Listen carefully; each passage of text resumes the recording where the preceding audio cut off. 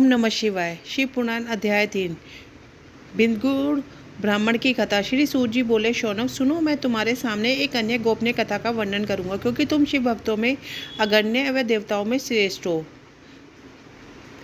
समुद्र के निकटवर्ती प्रदेश में वाशकाल नामक गांव है, जहां वैदिक धर्म से विमुख महापापी मनुष्य रहते हैं। वह सभी दुष्ट और उनका मन दूषित विषय भोगों में लगा रहता है। वह देवताओं एवं भाग्य पर विश्वास नहीं करते। वह सभी कुटिल वृत्ति वाले हैं, सानी करते हैं और विभिन्न प्रकार के आश्चर्य रखते हैं। वह व्यभिचारी है। वह इस बात से पूर्ण अनजान है कि ज्ञान, वैराग्य तथा सद्धर्म से ही मनुष्य के लिए परम पुरुषार्थ है। वह सभी पशु बुद्धि है। अन्य समुदाय के लोग भी उन्हीं की तरह बुरे विचार रखने वाले धर्म से विमुख है। वह नित्य कुकर्म में लगे रहते हैं एवं सदा विषय भोगों में डूबे रहते हैं। वहाँ की स्त्रियां भी बुरे स्वभाव की, स्वेच्छारिणी, पाप में डूबी, कुटिल सोच वाली, व्यभिचारिणी। वह सभी सद्व्यवहार तथा सदाचार से सर्वथा शून्य है। वहाँ सभी दुष्टों का निवास है। वाशकाल नामक गांव में विदुंग नाम का एक ब्राह्मण रहता था। वह अधर्मी, दुरात्मा, एक महापापी था। उसकी स्त्री बहुत सुंदर थी। उसका नाम चंचला था।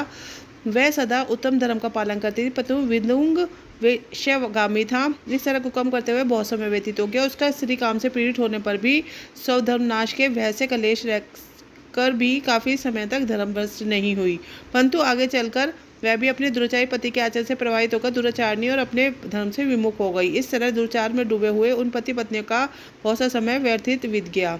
वैश्यगामी दूषित बुद्धि वाला वह दुष्ट ब्राह्मण बुद्ध के समय अनुसार मृत्यु को प्राप्त हो नरक में चला गया। बहुत दिनों तक नरक के दुखों को भोगकर वह बुद्धि पापी विंध्य पर्वत पर भयंकर पिशाच हुआ। इधर इस दुराचारी विदुंग के मर जाने पर वह चंचला नामक स्त्री बहुत समय तक पुत्रों के साथ में घर में रहती रही। पति की मृत्यु के बाद भी वह भी अपने धर्म से गिरकर पर पुरुषों के साथ संग करने लगी थी। सतिया पति में भी अपने धर्म का पालन करना नहीं छोड़ती। यही तो तप है।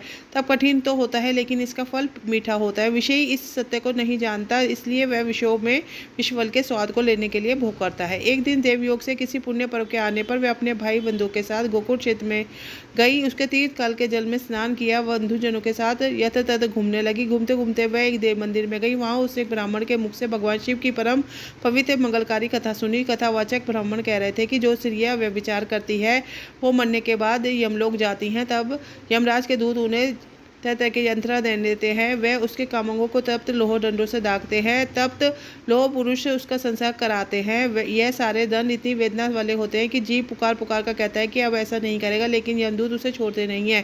कर्मों का फल तो सभी को भोगना पड़ता है। देव, ऋषि, मनुष्य सभी से बंधे हुए हैं। ब्राह्मण के मुख से यह वैराग्य बढ़ाने वाली कथा सुनकर चंचल भय से व्याकुल हुई। कथा का समाप्त होने पर वह लोग वहां से सभी चले गए। तब कथा बाँचने वाले ब्राह्मण देवता से चंचुला ने कहा, हे ब्राह्मण, धर्म को न जानने के कारण मेरे द्वारा बहुत बड़ा दुराचार हुआ है। स्वामी, मेरे ऊपर कृपा कर मेरा उद्धार कीजिए। आपके प्रवचन को सुनकर मुझे इस संसार में वैराग्य हो गया है। मुझ मूढ़ चिंत वाली पापनी को धिक्कार है। मैं निंदा के योग्य हूँ। मैं बुरे विषयों में फंसकर अपने धर्म से विमुख हो गई थी। कौन मुझ पर जैसी कुमार में मन लगाने वाली पापनी का साथ देगा? जब यमदूत मेरे गले में फंदा डालकर मुझे बांध कर ले जाएंगे, नरक में मेरे शरीर के टुकड़े टुकड़े करेंगे, तब मैं कैसे उन महायातनाओं को सहन कर पाऊंगी? मैं इस प्रकार नष्ट हो गई हूँ, क्योंकि अभी तक मैं इस तरह से पाप में डूबी रही है। ब्राह्मण, आप मेरे गुरु हैं, आप ही मेरे माता पिता हैं। मैं आपकी शरण में आई हूँ। मुझ अबला का आप ही उद्धार कीजिए। सूत जी कहते हैं, शौनक, इस प्रकार विलाप करती हुई चंचला ब्राह्मण देवता के चरणों में गिर पड़ी। तब ब्राह्मण ने उसे एक कृपा पूर्वक उठाया और इस प्रकार कहा, जो कि चौथे अध्याय में है। चौथे अध्याय में है, चंचुला की शिव कथा सुनने में रुचि और शिवलोक गमन। ब्राह्मण बोले, नारी, तुम सौभाग्यशाली हो जो भगवान शंकर की कृपा से तुमने स्वैराग्यपूर्ण शिव पुराण की कथा सुनकर समय से अपनी गलती पर एहसास कर लिया है। तुम डरो मत और भगवान शिव की शरण में आ जाओ। उनकी परम कृपा से तुम्हारे सभी पाप नष्ट हो जाएंगे।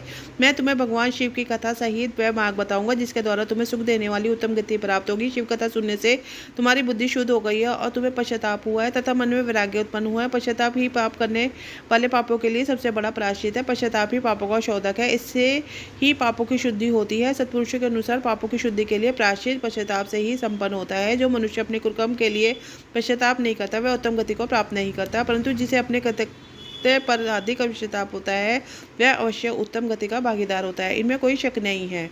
शिव पुराण की कथा सुनने से चित्त की शुद्धि एवं निर्मल मन हो जाता है। शुद्ध चित्त में ही भगवान शिव व पार्वती का वास होता है। वह शुद्ध आत्मा पुरुष सदाशिव के पद को प्राप्त होता है। इस कथा का श्रवण सभी मनुष्य के लिए कल्याणकारी है, अतः इसकी आराधना व सेवा करनी चाहिए। यह कथा भवबंधन रूपी रोग का नाश करने वाली है। भगवान शिव की कथा सुनकर हृदय में उसका मनन करना चाहिए। इससे चित्त की शुद्धि होती है। चित्त शुद्धि होने से ज्ञान और वैराग्य के साथ महेश्वर की भक्ति निश्चय ही प्रकट होती है तथा उनके अनुग्रह से दिव्य मुक्ति प्राप्त होती है। जो मनुष्य माया के प्रति आसक्त है वह इस संसार बंधन से मुक्त नहीं हो पाता है। ब्राह्मण पत्नी, तुम अन्य विषयों से अपने मन को हटाकर भगवान शंकर की इस परम कथा को सुनो। इससे तुम्हारे चित्त की शुद्धि होगी और तुम्हें मोक्ष की प्राप्ति होगी। जो मनुष्य निर्मल हृदय से भगवान शिव के चरणों का चिंतन करता है उसकी एक ही जन्म में मुक्ति हो जाती है। सूत जी कहते हैं, शौनक यह कहकर ब्राह्मण चुप हो गए। उनका हृदय करुणा से भर गया, वह ध्यान में मगन हो गए। ब्राह्मण का उक्त उपदेश सुनकर चंचला के नेत्रों में आनंद के आंसू छलक हुए। वह के भरे हृदय से ब्राह्मण देवता के चरणों में गिर गई, हाथ जोड़कर बोली, मैं कृतार्थ हो गई। हे ब्राह्मण, शिव भक्तों में श्रेष्ठ स्वाभिमान आप धन्य हैं, आप मार्गदर्शी हैं और सदा परोपकार में लगे रहते हैं, तो मैं नरक के समुद्र में गिर रही हूँ। कृपा मेरा उद्धार कीजिए। जिस पौराणिक व अमृत के समान सुंदर शिव पुराण कथा की बात आपने की है उसे सुनकर ही मेरे मन में वैराग्य उत्पन्न हुआ है। उस अमृत में शिव पुराण कथा को सुनने के लिए मेरे मन में बड़ी श्रद्धा हो रही है। कृपया आप मुझे उसे सुनाइए। शिव पुराण की कथा सुनने की इच्छा मन में लिए चंचला उन ब्राह्मण देवता की सेवा में ही रहने लगी। उस गोकर्ण नामक महाक्षेत्र में उस ब्राह्मण देवता के मुख से संचूर शिव पुराण की भक्ति, ज्ञान और वैराग्य बढ़ाने वाली, मुक्ति देने वाली प्रथम उत्तम कथा सुनकर कृतार्थ हुई। उसका चित्त शुद्ध हो गया। वह अपने हृदय में शिव के सगुण रूप का चिंतन करने लगी। वह सदैव शिव के सच्चिदानंद में स्वरूप का सम्मान करती थी। तत्पश्चात अपना समय पूर्ण होने पर चंचला ने बिना किसी कष्ट के अपना शरीर त्याग दिया। उसे लेने के लिए एक दिव्य विमान वहां पहुंचा। यह विमान शोभा साधनों से सजा था एवं शिवगणों से सुशोभित था। चंचला विमान से शिवपुरी पहुंची। उसके सारे पाप धुल गए। वह दिव्य ज्ञाना हुई। वह गौरी देवी मस्तक पर अर्धचंद्र का मुकुट व अन्य दिव्य आभूषण पहने शिवपुरी पहुंची। वहां उससे सनातन देवता त्रिनेत्रधारी महाशिव को देखा। सभी देवता उनकी सेवा में भक्त भाव से उपस्थित थे। उनकी अंग कांति करोड़ों सूर्य के समान प्रकाशित हो रही थी। 5 मुख और हर मुख में 3-3 नेत्र थे। मस्तक पर अर्धचंद्र का मुकुट शोभायमान हो रहा था। कंठ में नील चिन्ह था। उनके साथ देवी गौरी माँ विराजमान थी जो विद्युत पुंज के समान प्रकाशित हो रही थी। महादेवी के कांति कपूर के समान गौर थी। उनके शरीर पर श्वेत वस्त्र तथा शरीर श्वेत भस्म से युक्त था। इस प्रकार भगवान शिव के परम उज्ज्वल स्वरूप के दर्शन कर चंचला बहुत पसंद हुई। उसने भगवान शिव को बार बार प्रणाम किया। हाथ जोड़कर प्रेम, आनंद और संतोष से युक्त विनीत भाव से खड़ी हो गई। उनके नेत्रों से आनंद श्रद्धा की धारा बहने लगी। भगवान शंकर व भगवती गौरी माँ ने करुणा के साथ सौम्य दृष्टि से देकर चंचला को अपने पास बुलाया। तो सुखपूर्वक भगवान शिव के धाम में उमा देवी की सखी के रूप में निवास करने लगी। इसी के साथ तीसरा और चौथा अध्याय पूर्ण होता है। ओम नमः शिवाय। ओम नमो पार्वती पते नमः। हर हर महादेव।